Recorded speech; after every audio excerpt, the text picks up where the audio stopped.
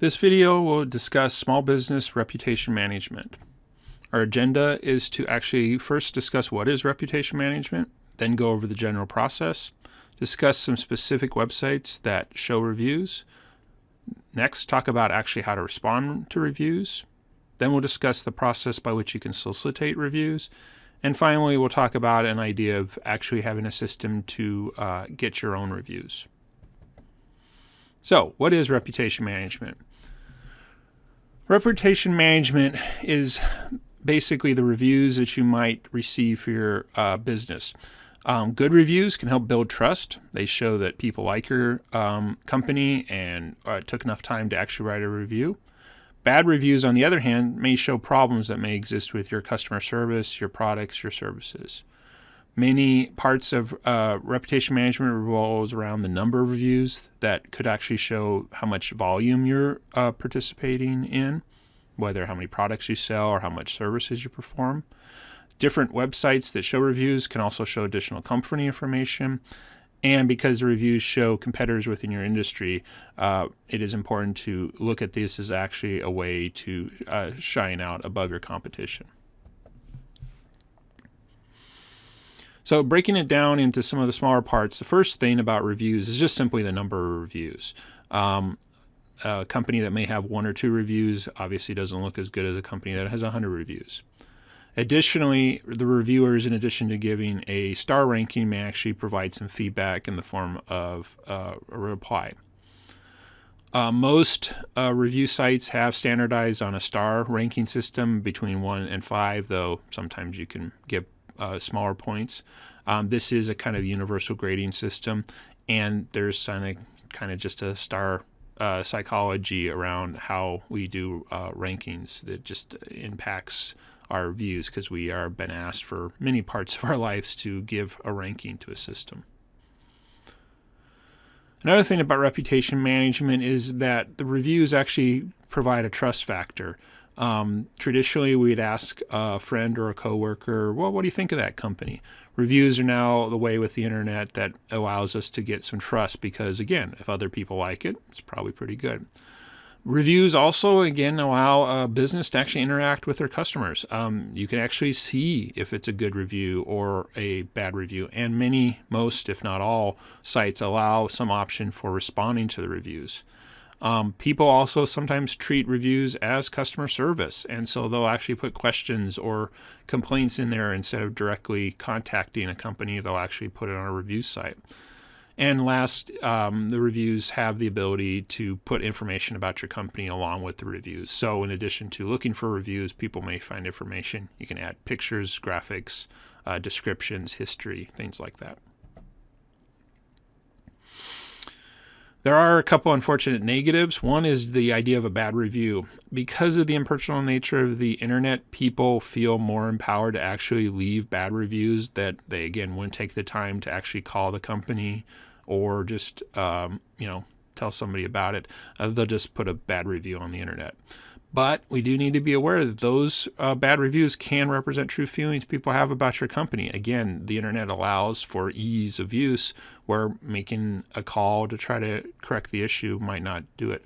But like many things, everything needs to be taken with a grain of salt. Unfortunately, there is another aspect, which is the ability that reviews can be fake. One, companies could use them themselves to post to actually try to inflate their score, or competitors could actually post negative reviews in order to try in order to try to reduce your ranking. Now let's talk about the general process related to reputation management and reviews. First, you're going to have to actually set up or claim a profile. What's a profile? Well, many of the review websites have your business listed and will have a profile. Sometimes you'll actually have already had the profile created. So the first thing to do is actually go to a review website and search for your business name and see if it's already there. If there should be a button or a link to claim it, and then that'll actually ask you to follow some steps, either proving that you're you by a phone call or a postcard or something like that, or sometimes as simple as sending an email from a email that has the same domain name as the business itself. If you don't see your business there, you can actually create a new profile. And again, there'll be easy ways to just click new.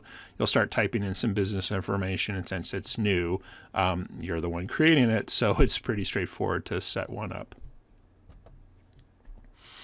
Once you have the profile either claimed or built, there'll be information that you can then update. You can update or standardize any information if it was claimed.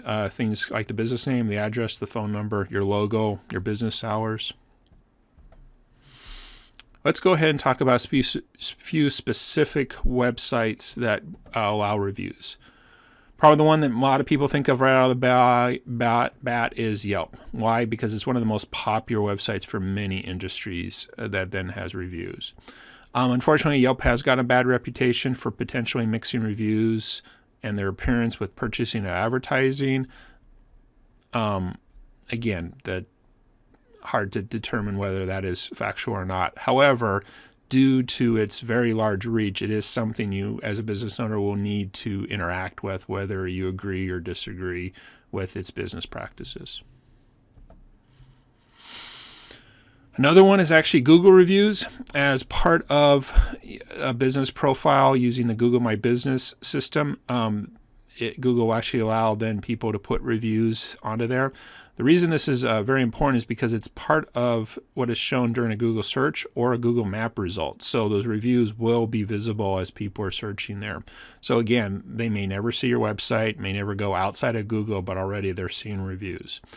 There are indications that Google uses the review score as part of its ranking factors. So in this case, an example here of plumbers, you'll see that different things do have an impact. But again, the ones that do have reviews listed here are in the higher range. Facebook also has the capability of handling reviews. So when you create a Facebook page, people can then actually review your site there. So as people are looking, this is what's actually shown to them. And integrated within the Facebook platform is the way to ask for recommendations, and then people can actually recommend your business to their friends through their Facebook. So again, kind of staying within the concept that Facebook likes to keep everything within their network. Their reviews have the ability to actually be sent to other people. If you're in the home services industry, there are a number of other websites that actually focus more on that industry. One is Angie's List, others are Home Advisor, Thumbtack, and Nextdoor. Again, they just focus on those specific industries, i.e. Angie's List doesn't have restaurants, though something like Yelp would. Let's next talk about responding to reviews. Bad reviews. Of course, we all don't like to get bad reviews, whether as an employee or as a business owner. But it is important to think about responding to bad reviews for several reasons. One is it shows you're engaging with your customers. People want to have their issues addressed, and if they go to go to your business on a review site, post a bad review, and get no response, this only reinforces why they had a bad experience. One also good thing you can do, because you can respond back to these, is actually try to fix the issue. You can explain to people what happened and say, hey, call us, or again, maybe you can make a connection to try to reach out to them directly through another source. And if you can't resolve the issue, at least you can explain to other people who might see that bad review why the situation was not resolvable. The last point on bad reviews is don't take it personally, even though it is your business and it looks like something complaining about you. It just may not have been something there. The worst thing you can do is, unfortunately, is react poorly to that, because that review response may actually stay out there and, again, may impact other people who are reading them in the future. On the other hand, good reviews are very important because they actually show that people are really liking your business. If you respond to them, again, it shows that you're engaging with your customers, and people just like interaction. Even though, again, there's the impersonal nature of the internet, people like to hear it. But again, you can get to the point of too much of a good thing. If you respond, to every good review with kind of a canned answer, it really doesn't show you that you're engaging that much. So again, don't have to respond to all of them, but if you come up with genuine, unique responses, that again looks good and part of your reputation management strategy. Fake reviews are the next thing. If you do honestly see a fake review, most review systems, websites do have ability to report it and mention it as fake. However, this doesn't necessarily mean that they will mark it as fake, but again, you should report it. Many times there are certain things within the terms of services for the websites that the review is off topic or doesn't relate to the services performed, and the sites will take down those reviews. The next topic is actually soliciting reviews. First thing to be aware of is each review website may actually have different guidelines on what you're allowed to do to solicit reviews, so it's very important to check what the current understanding for that review site is about soliciting reviews. Assuming that you are able to do a review solicitation, the first thing is just simply ask your customers to leave a review. Sometimes it's as simple as just asking if they'll take the time to do that. To make it easier for them, it'd be good to possibly send out an email with a link to that service so that they can just click the link and type in the review at that time.